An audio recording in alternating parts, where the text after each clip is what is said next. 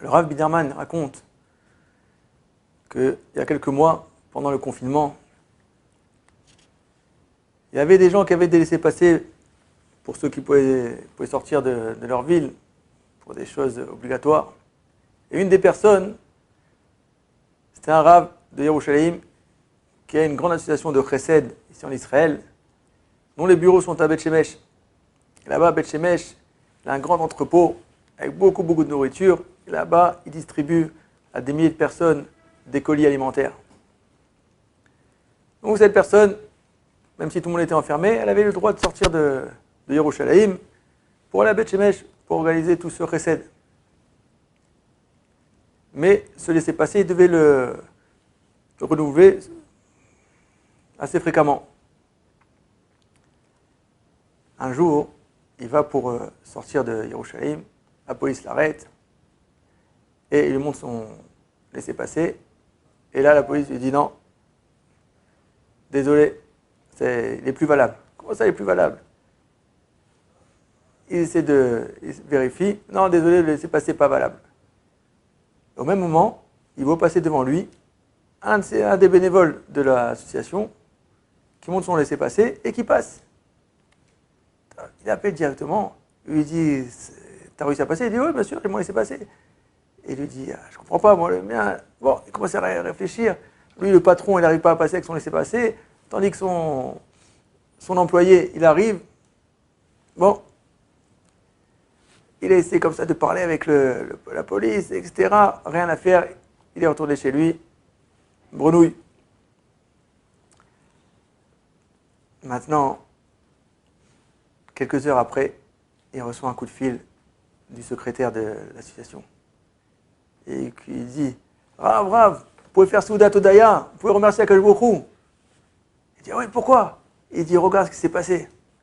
Il y a une demi-heure, il y a un camion qui a levé les palettes de nourriture.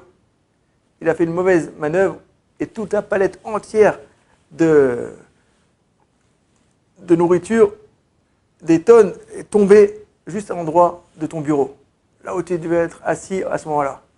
Il ne reste plus rien du bureau. C'était quelque chose en préfabriqué, tout écrasé. Et j'étais à Barchémo, comment t'es content. Maintenant, ce Rav-là, combien il était en galère à ce moment-là où il voulait passer, il voulait aller faire à son travail. Akadosh Baruch Hu lui a dit non, toi tu veux faire quelque chose, mais moi je sais ce qui est bon pour toi. On voit dans la page de Shavua, Vaïtranan, El Hashem, Baeta, il est mort.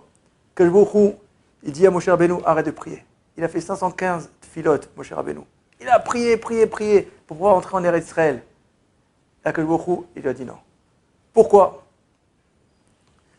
On voit que c'est écrit que si Moshe Rabbeinu était rentré en Eretz Israël, alors c'est lui qui aurait construit le Beth Amikdash.